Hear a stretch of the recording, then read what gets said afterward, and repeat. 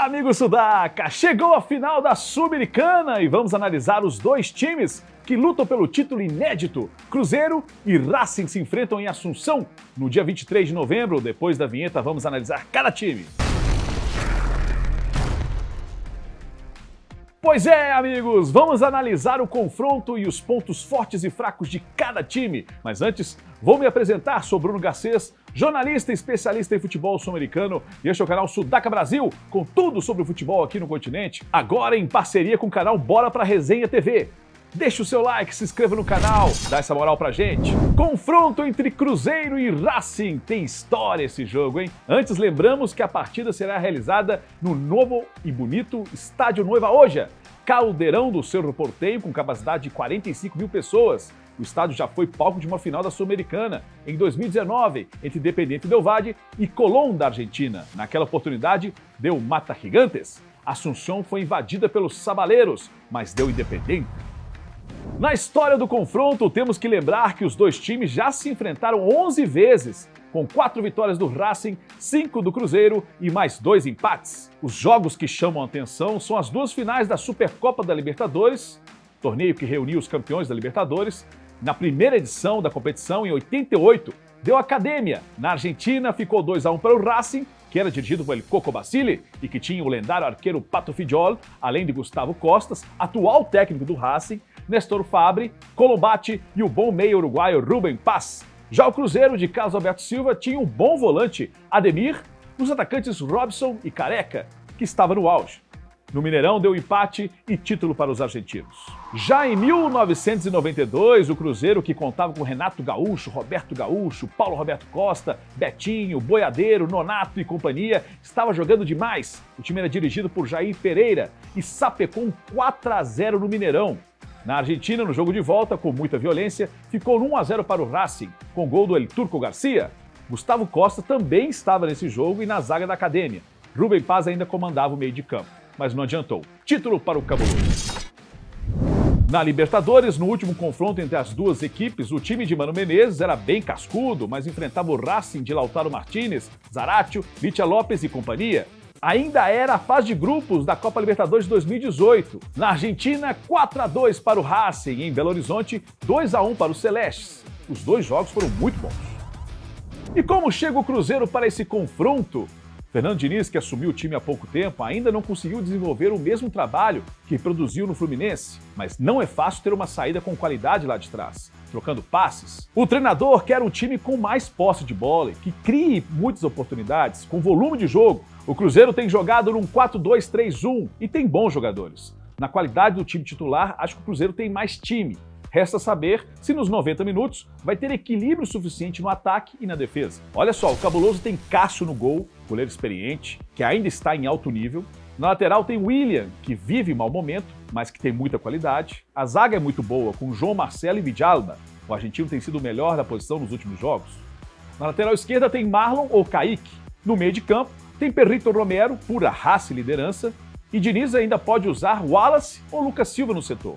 O treinador também tem Matheus Henrique, esse sim joga muito, com qualidade na condução para o ataque. Nos corredores do meio de campo, o Cruzeiro conta com Verón ou Barrial, porém, o que pode fazer alguma diferença é Matheus Pereira, que precisa de liberdade para criar.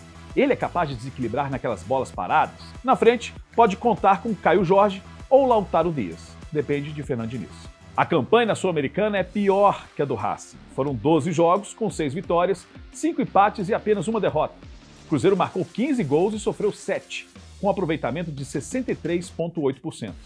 Na fase de grupo se classificou em primeiro, mas era um grupo bem fácil. Depois encarou o Boca Juniors nas oitavas e em jogos bem complicados ganhou nos detalhes, nos pênaltis. Contra o Libertad do Paraguai, nas quartas, foi eficaz fora de casa, venceu por 2-0 e em casa controlou a partida com o resultado de 1-1.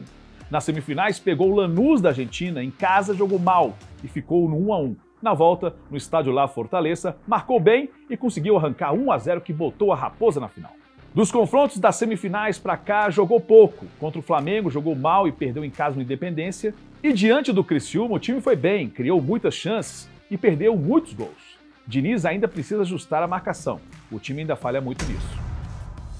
E o Racing, amigo, La Academia, time popular do futebol argentino com grande histórico na era amadora, já foi rebaixado algumas vezes, o que fez o torcedor sofrer demais. A espera para disputar uma final de nível internacional foi longa. A última foi na Supercopa de 1992, diante do Cruzeiro, e já fazem 32 anos. E como chega o time dirigido por Gustavo Costas? Como eu disse no início, ele estava nas duas finais da Supercopa e para ele o confronto com o Cruzeiro é muito especial. O Racing oscilou na temporada, mas chega à final com um bom futebol. O time está bem confiante e conseguiu se equilibrar para se tornar bem competitivo.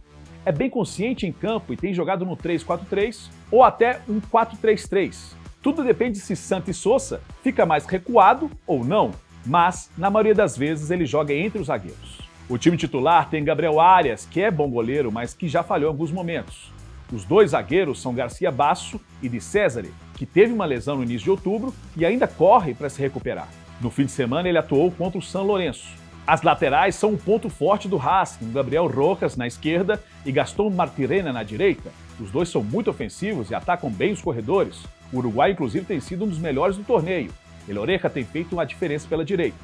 No meio de campo, o Santos Sousa domina o setor, é muito bom marcador e pode jogar como terceiro zagueiro, sempre com bons lançamentos. Almendra, o ex-Boca, tem técnica para jogar, mas ainda oscila demais, diferentemente de Nardoni, que é muito regular nesse box-to-box. Vive grande fase. E na frente o destaque é o craque Juanfer Quintero, que teve altos e baixos, mas que normalmente se dá bem em jogos grandes. Pode ser decisivo em um passe, ou em um cruzamento, ou um chute. Ao lado dele, acompanham o Maxi Salas, forte fisicamente, ou o colombiano Jorge Martínez, além do goleador Adrian El Maravilla Martínez, artilheiro da competição e da Academia em 2024, e letal lá no ataque. O Racing é muito forte na segunda bola e nas transições diretas entre a defesa e o ataque. A pressão alta costuma incomodar também. O time ataca bem pelos corredores. O problema dos argentinos é parecido com o do Cruzeiro. Tem uma marcação mais leve, nem sempre faz bem os encaixes corretamente e se perde em alguns momentos. Na Sula, tem melhor campanha que o Cruzeiro. Em 12 jogos foram 9 vitórias, um empate e apenas 2 derrotas, com 30 gols a favor, melhor ataque da competição e 9 gols sofridos, com aproveitamento de 77,7%. Na fase de grupos ficou em primeiro, superando o brasileiro Bragantino, com a melhor campanha na fase de grupos. Nas oitavas, tirou o confuso Huachipato com uma goleada por 6-1 no cilindro. Nas quartas, passou pelo Atlético Paranaense com uma nova goleada, dessa vez de 4-1. Nas semifinais, tirou o outro brasileiro, o Corinthians, empatou em São Paulo por 2-2 e jogando bem no cilindro garantiu a vaga na final. Desde a classificação, o Racing quase sempre jogou com um time misto. Foram 5 jogos com 5 vitórias. Todos estão muito empolgados e confiantes. Os argentinos vêm fortes para a final. Mesmo que seja inferior na qualidade técnica, pode superar o Cruzeiro por ser mais organizado. O time está muito cascudo. Dessa vez eu vou me abster de apostar em um vencedor. Vou deixar para vocês. Deixe nos comentários quem leva o troféu para casa. Só espero que seja uma boa final, muito movimentada e com bastante emoção. Inclusive, vou deixar aqui o vídeo sobre as finais mais emocionantes da Sul-Americana. Esse levantamento deu muito trabalho, tive que ver todas as finais. Então, assiste aí, um grande abraço e na próxima semana vamos fazer um levantamento dos melhores e dos piores da Copa Sul-Americana 2024.